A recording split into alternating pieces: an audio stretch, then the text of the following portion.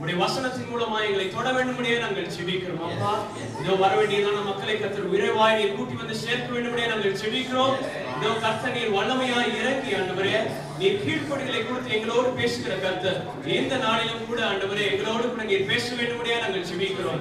இதோ நோவா கீழ்ப்படிந்தது போல, இதோ ஆபிரகாமுக்கு ஈசாக்கு கீழ்ப்படிந்தது போல, இதோ ஆண்டவரே பேதுரு உங்களுக்கு கீழ்ப்படிந்து வலைகளை போட்டு பெரிய மீன்களை அள்ளி கொண்டது போல கர்த்தாவே உமக்கு கீழ்ப்படிந்து உம்முடைய நன்மைகள் நாங்கள் பெற்றுக்கொள்ள கர்த்தர் இந்த நாளிலே இறங்கி எங்கள் மத்தியிலே கிரியை செய்யும்படியாக நாங்கள் ஜெபிக்கிறோம்.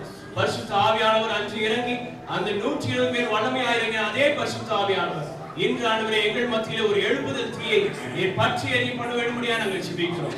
கர்த்தரை ஆசீர்வதிப்பீராக. தொடக்கம் முதல் முடிவு மட்டும் கர்த்தருடைய கரம் எங்களோடு கூட இருப்பீராக.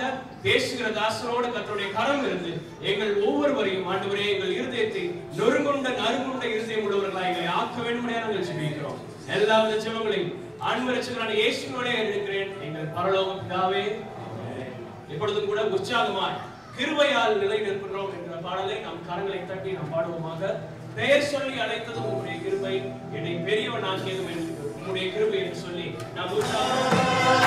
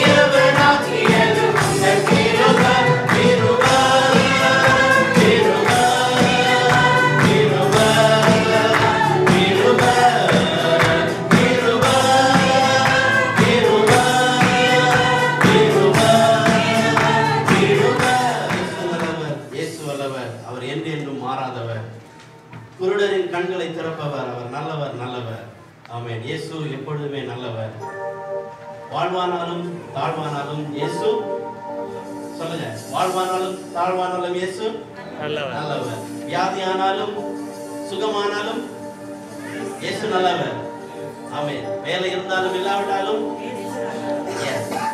ஆகவே இயேசு நல்லவர். அவர் என்றும் மாறாதவர். அவர் நம்மோடு கூட இருக்கிறார் என்ற அர்த்தமுள்ள பாடலை எல்லோருமாக சேர்ந்து நாம் கரங்களை தட்டி